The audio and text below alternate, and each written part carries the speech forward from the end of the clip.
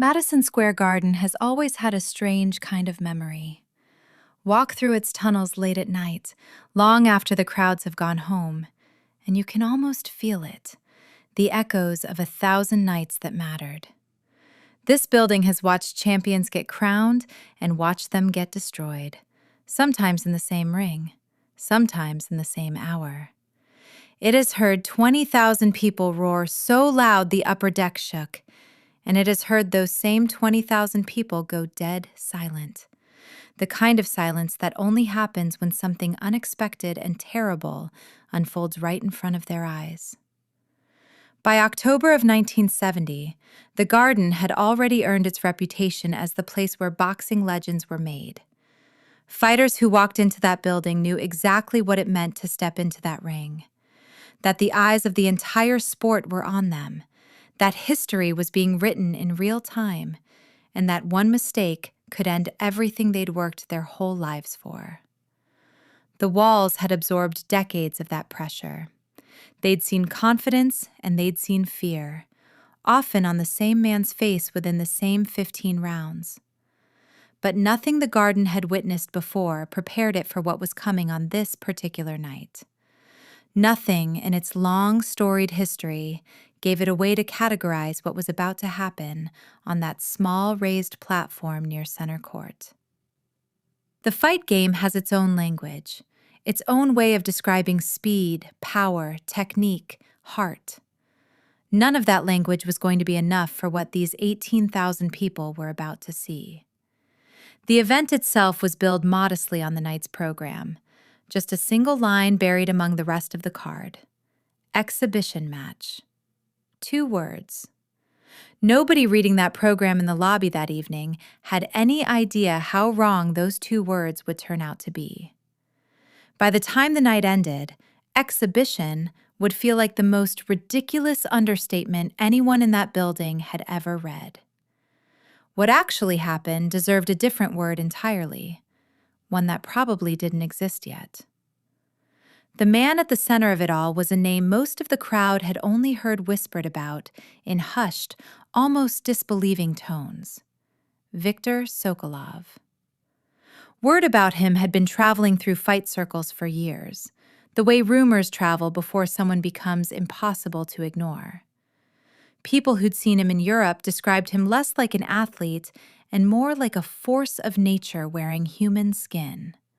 Some called him a freak of biology.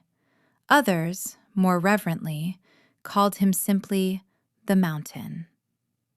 Tonight, New York would finally get to see for itself whether the stories were exaggerated or whether, somehow, they'd actually undersold him. As the doors opened that evening, the energy inside the Garden felt different from a normal fight night. There was the usual buzz, sure. Vendors calling out, the smell of popcorn and cigarette smoke drifting through the aisles, the low murmur of thousands of conversations blending into one constant hum. But underneath all of that familiar noise was something else, a kind of restless curiosity. People had heard things about tonight's main event. They didn't quite know what to expect, and that uncertainty had a strange electricity to it.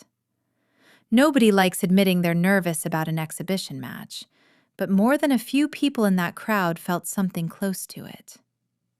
The lower bowl filled first, then the mezzanine, then the upper rings, until nearly 18,000 bodies packed into a building built to hold history. Reporters from half a dozen newspapers had taken their seats at ringside, notebooks open, pens ready, expecting to write the usual kind of story. A colorful paragraph about a sideshow attraction, maybe a quote or two, nothing that would make the front page. None of them had any idea they were about to witness something that would follow them around for the rest of their careers, something they'd be asked to describe over and over again for decades and would never quite manage to get right. Somewhere in the lower section, 7 rows back from the platform, sat a man who almost wasn't there at all. His schedule that week had him 3,000 miles away in Los Angeles, deep in work on a project he'd been building for months. something he believed could change how the world saw martial arts on screen. A late-night phone call had changed all of that. A friend, someone whose judgment he trusted completely, had told him there was something happening in New York he needed to see with his own eyes. So he'd gotten on a plane the next morning, no equipment, no gear, dressed simply, expecting to do nothing more than watch. He sat quietly through the early matches, calm and observant, occasionally leaning over to point something out to the friend beside him. A flaw in someone's footwork, a wasted movement, the kind of small details that most people in the crowd would never even notice. He looked relaxed, interested, but unbothered. Like a man enjoying an evening out, nothing more. He had no way of knowing that before the night was over, he would be the one standing on that platform. He had no way of knowing his name was about to be called out in front of 18,000 strangers by a man built like a mountain who had a message just for him. The garden didn't know it yet either, but something irreversible was about to happen inside those walls. Something the building itself would carry in its memory for the rest of its existence. To understand what walked through that side door at Madison Square Garden, you first have to understand where it came from. Viktor Sokolov wasn't built in a gym. He wasn't shaped by trainers or coaches or anyone with a stopwatch and a clipboard. He was forged, slowly and brutally, by circumstance. By a childhood that demanded strength before it ever asked for anything else. He was born in 1931 in a gritty industrial town tucked east of the Ural Mountains, a place where the air tasted like metal and the winters didn't forgive anyone. He was the third son in a family of steelworkers, and the story goes that his father looked at him as a small boy, already bigger than children twice his age, and said the kid was going to either move the world or break it in half trying. Nobody who knew that family ever doubted which one was more likely. By the time Victor was 12, his father's back had given out from decades of brutal labor, and someone had to carry the load. That someone became Victor. He spent his childhood hauling steel equipment meant for grown men, his body adapting the only way a body can when it's pushed that hard, that young, by growing bigger, denser, stronger, simply to survive the demand being placed on it. By 16, he wasn't carrying his father's tools anymore. He was doing his father's job outright, working a man's shift in a man's world, years before he was technically supposed to be one. It was around the time Victor turned 20 that someone finally noticed him, really noticed him. A Soviet sports official, the kind of man whose entire job was scouting for physical specimens worth state attention, happened to see Victor working and could not believe what he was looking at. The telegram he sent back to Moscow that day reportedly said only a handful of words. Found something you need to see. That single sentence ended up changing the entire direction of Victor's life. From there, Victor disappeared into a different world entirely. The strange traveling circuit of European strongman exhibitions and challenge fights, a world most people back home never even knew existed. For nearly a decade, he crossed borders constantly, taking on all comers across the Soviet bloc and Western Europe, building a reputation that grew louder with every stop. By the time he finally set foot in the United States in the fall of 1970, that reputation had already crossed the ocean ahead of him. He wasn't a boxer. Anyone looking for technical skill in the traditional sense would walk away disappointed. He wasn't a trained wrestler either, not in any formal sense, and he certainly wasn't a martial artist with years of discipline behind him. What Viktor Sokolov actually was defied easy categories. He was closer to a natural disaster that happened to walk on two legs, a geological event with a heartbeat, as people who saw him fight liked to describe it afterward, usually still shaking their heads in disbelief. The numbers attached to him were almost too strange to be real. 6'4", 800 pounds, though nobody could confirm the figure precisely since no scale at Madison Square Garden was built to handle a man that size. Whether it was 780 or 820 hardly mattered. Either way, he was simply too much human being for ordinary measurement. His fight record, printed neatly on a laminated card his manager handed out to any reporter who asked, told its own story. 72 wins across 11 different countries, 41 by knockout, 16 by what the card politely called opponent withdrawal, which really just meant the other man had simply decided, somewhere mid-fight, that he didn't want to continue. 11 more ended by referee stoppage, and the number at the very bottom of the card, the one that mattered most, 0 losses. His method never changed because it never had to. He walked forward. He absorbed whatever punishment came his way, soaking it up like it barely registered. And then, eventually, his hands found his opponent's body, and once that happened, the fight was effectively over. People who'd seen it happen compared it to arguing with a wall. You don't win that argument. You just live with the consequences of having started it. So when the announcer's voice rose to introduce the final act of the evening, something in the building's energy physically changed. People felt it before they understood why. A side door swung open, and Viktor Sokolov stepped into Madison Square Garden. The sound that rolled through the crowd wasn't applause, and it wasn't booing either. It was something more primitive than both. The involuntary noise 18,000 nervous systems make at once when they register a threat their brains don't have a proper filing system for. Victor didn't walk so much as relocate his own mass, one slow step at a time. The reinforced ramp built specifically to support his weight groaned audibly with every footfall, loud enough to hear clearly from the first dozen rows. He wore a sleeveless canvas shirt cut wide across his chest and dark trousers custom-tailored to fit thighs larger than most grown men's entire torsos.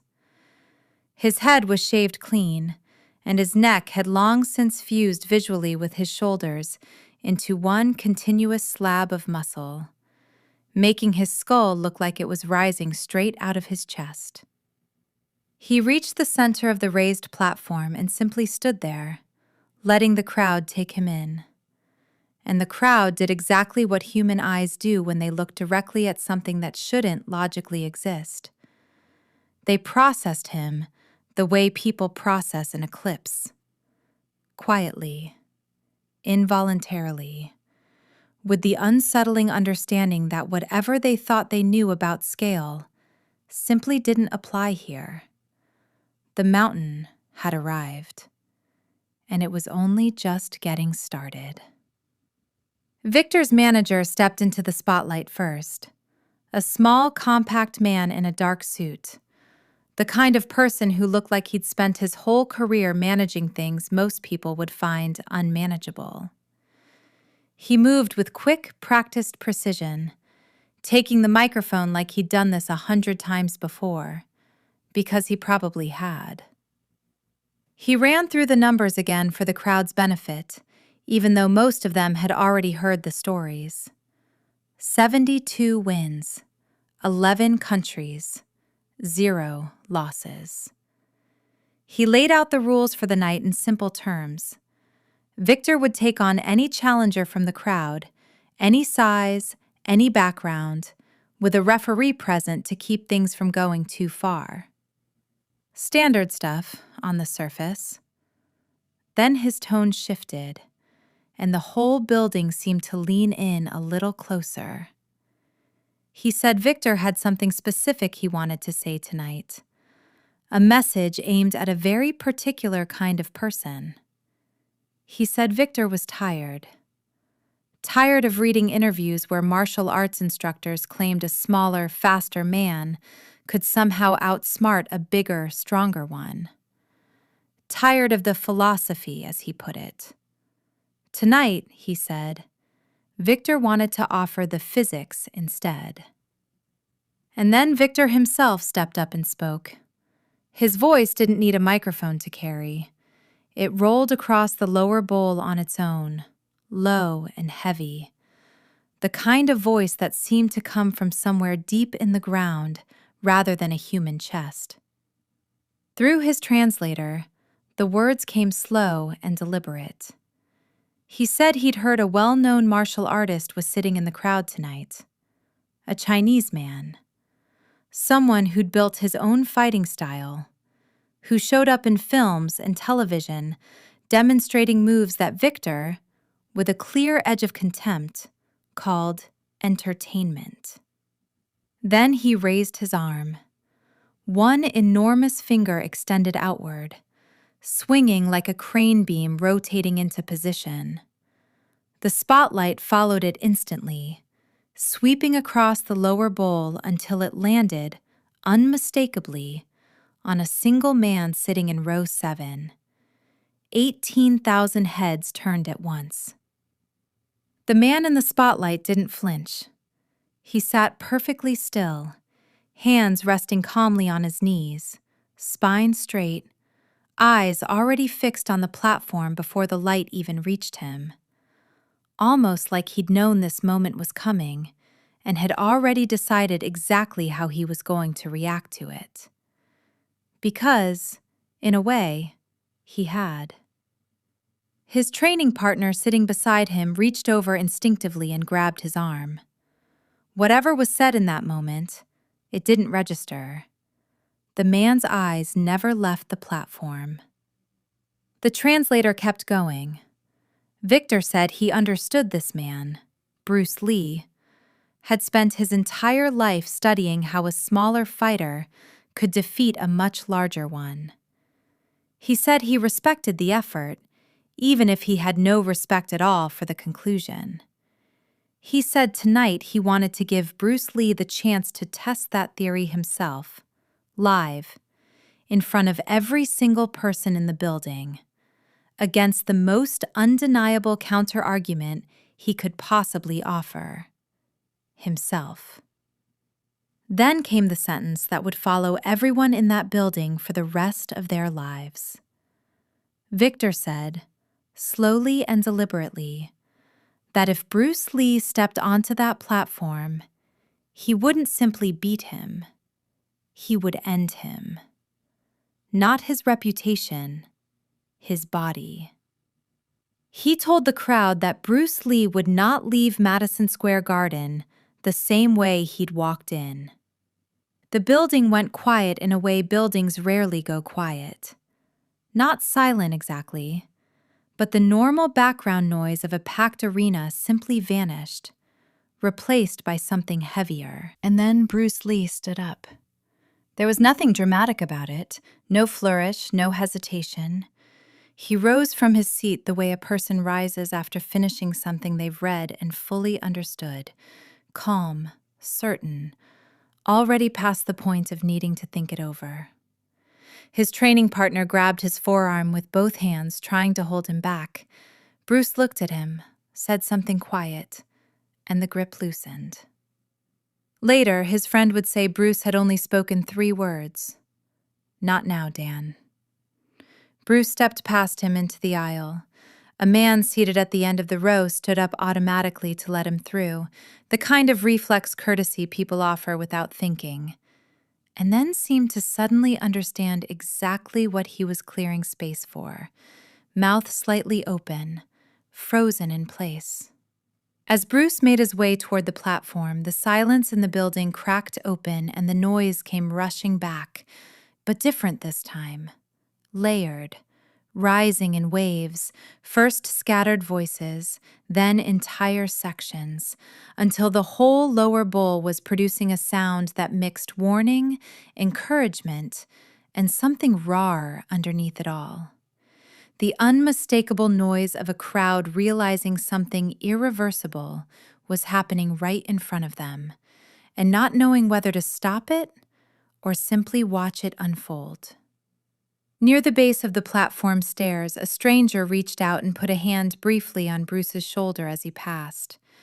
It wasn't an attempt to stop him. It was something older than that. Something closer to the instinct of touching someone walking toward a place you're not sure they're coming back from. Bruce climbed the stairs without hesitation and stepped onto the platform. The same wooden surface that had groaned and bent under Victor's enormous weight registered absolutely nothing under his. He walked to the center, stopped, and stood there. And for the first time that night, every single person in Madison Square Garden truly understood the size of what they were about to witness. From 30 feet away, Bruce Lee looked like he belonged to an entirely different species. Standing there under the lights, the gap between the two men wasn't just physical, it was almost conceptual. The kind of contrast your brain has trouble processing even when it's right in front of you. Victor's chest sat roughly at Bruce's eye level. His shadow swallowed Bruce whole under the overhead lighting. Even Victor's single hand, just hanging loose at his side, looked bigger than Bruce's entire head. People sitting close to the platform would describe the same physical reaction years later when asked about that moment. A cold drop in the stomach, a kind of instinctive nausea. It wasn't fear exactly. It was the body's honest, immediate reaction to seeing something so wildly mismatched that some deep primal part of the brain simply refused to accept it as fair. The referee that night was a man named Harold Weeks, a retired boxing official who'd spent 15 years working corners and rings across the country, who had genuinely seen it all. But standing between these two men, his face betrayed something referees are specifically trained never to show: his own personal opinion on whether this fight should even be allowed to happen. He looked at Bruce with the expression of someone desperately wanting to say something he had no authority to say. Bruce caught the look, understood it completely, and answered with a single small shake of his head. Not stubborn, not dramatic, just final. Weeks stepped away briefly to confer with the event coordinator, who in turn looked toward Bruce one more time, searching his face for any sign of doubt. There wasn't any. The coordinator then glanced toward Victor's manager, who simply smiled. The relaxed, knowing smile of a man who had stood in this exact spot many times before and already knew exactly how the conversation would end. Weeks was overruled. He walked back to the center of the platform and ran through the rules, though his voice carried a little less steadiness than it had earlier in the evening. No eye strikes, no throat strikes, no weapons. Everything else, fair game. Both men confirmed they understood. Victor with a low, guttural sound from somewhere deep in his chest, Bruce with a single, calm nod. Weeks looked at Bruce one final time. The look lasted maybe 2 seconds. Then he raised his hand into the air. The entire garden dropped into a hush so complete that for the first time all night, you could actually hear the building's ventilation system humming overhead. 18,000 people, and not one of them making a sound. Weeks brought his hand down. Victor moved first. Not a charge, not a rush, but something more like a tide rolling in, unstoppable and patient at the same time. His arms began spreading wide as he closed the distance, the same motion that had ended 72 fights before this one, a method so reliable he'd never had a reason to change it. Bruce moved backward, but calling it a retreat would be completely wrong, and the sharpest eyes in the crowd understood that instantly. There's a difference between a man running away from danger and a man calmly working through the opening steps of a problem he's already solved in his head. Bruce's movement had exactly that second quality: controlled, deliberate, the same precise distance maintained between himself and Victor with every single step backward. Victor pushed forward. Bruce slid back, the gap between them never closing, never widening. Victor's massive arms swept inward, trying to box Bruce against the edge of the platform, trying to trap him the way he'd trapped 72 opponents before. Bruce countered with small, tight lateral steps, never wide, never wasted, staying just outside the reach of those enormous arms, while still close enough that Victor never once stopped chasing. This wasn't Bruce avoiding the fight. This was Bruce running the fight. Every step Victor took was a step Bruce had already mapped out for him. Every lunge Victor made was a reaction Bruce had quietly engineered seconds before it happened. Victor believed he was the one hunting. In reality, he was being taught a lesson his body hadn't agreed to yet. 3 seconds into the exchange, something in Victor's breathing had already shifted. It wasn't fatigue. 3 seconds isn't enough time to exhaust anybody, regardless of size. It was something more basic than that. Simple physics. Every step an 800-pound frame takes is a negotiation with gravity, and gravity, as always, was charging interest on every single transaction. Victor's heart and lungs were already covering a debt his pride had taken out the moment he stepped onto that platform. His chest, carrying more raw weight than most men's entire bodies, fought against itself just to keep pulling air in. He was a fighter built for collision, for the single moment his hands closed around a body and his mass did the rest of the work. He was never built for movement, for chase, for having to adjust on the fly. And Bruce had understood that the second he laid eyes on him back in row 7. A body carrying 800 pounds is permanently arguing with its own weight. Force it to change direction. Force it to reach for something it can't catch. And that argument turns into one the body simply cannot win. By the 3rd second of real movement, sweat already shone on Victor's face, his breathing audible even from several rows back, his footwork already starting to lose the precision it had carried into the fight. Then, at the 4-second mark, Bruce stopped. He planted his feet, perfectly still, positioned just slightly to Victor's left, and waited. Victor saw the stillness and reacted exactly the way 72 fights had conditioned him to react. His left arm shot outward in a wide, sweeping grab, a massive hooking motion that had closed around 60 different opponents over the years and ended every single confrontation it had ever started. For something attached to 800 pounds of mass, the arm moved with surprising speed. It still wasn't fast enough. Bruce dropped.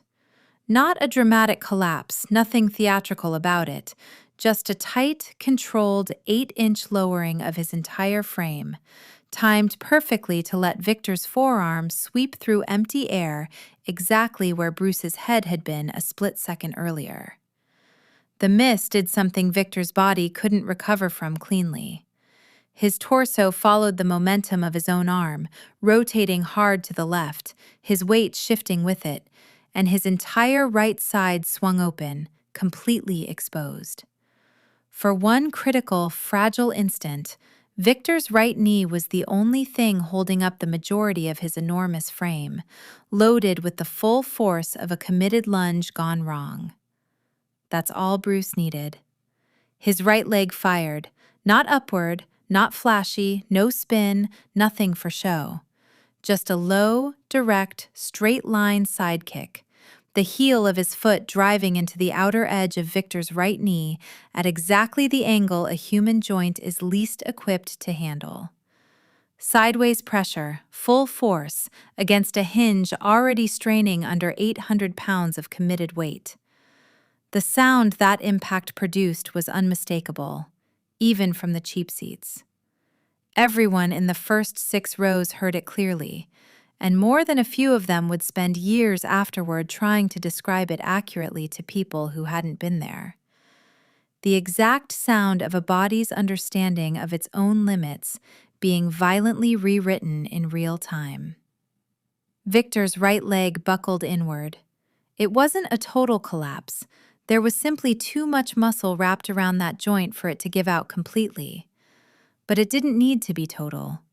It only needed to be enough. And combined with the missed grab and the rotation that came with it, his balance was already gone. Already past the point where 800 pounds could pull itself back together in time. He started to fall. It happened slowly, the way the biggest things always seem to fall slowly. The same strange effect you see when a building comes down in a demolition and somehow takes longer to hit the ground than your brain expects it to. Victor's massive frame tilted hard to the right, his damaged knee completely unable to provide the correction that kind of falling weight demanded. His left foot slammed down, trying desperately to anchor him, trying to redistribute the load somehow. But the platform gave him nothing to work with, and the momentum was already locked into a direction his body had no way of reversing. His arms reached out for support that simply wasn't there. For nearly 2 full seconds, though it felt far longer to everyone watching, 18,000 people sat frozen, watching 800 pounds of undefeated dominance lose an argument with gravity that no amount of muscle could win. Victor's right knee hit the platform first. Then his right hand slammed down beside it, the impact echoing through the wooden surface with a deep, heavy thud that traveled all the way into the structural supports and up through the floor into the seats themselves. People in the upper mezzanine felt it before they even fully processed what they'd seen. Victor was down on one knee, his face twisted with pain, but underneath the pain was something else entirely. Something the people closest to the platform would all describe the same way for years afterward. Total, complete bewilderment. This was a man who hadn't touched the ground in a fight in 15 years. His body simply didn't have a script for what was happening to it right now. Bruce stepped back immediately. He didn't chase the advantage. He didn't move in on the kneeling giant the way most fighters would have, sensing blood. Instead, he simply returned to a calm, neutral stance. Hands relaxed at his sides, weight evenly balanced, his breathing completely unchanged, as if the last several seconds had cost him nothing at all. He stood there and watched Victor kneel. The mountain that had never fallen, now suddenly, undeniably on the ground. And the entire building held its breath, waiting to see what either man would do next.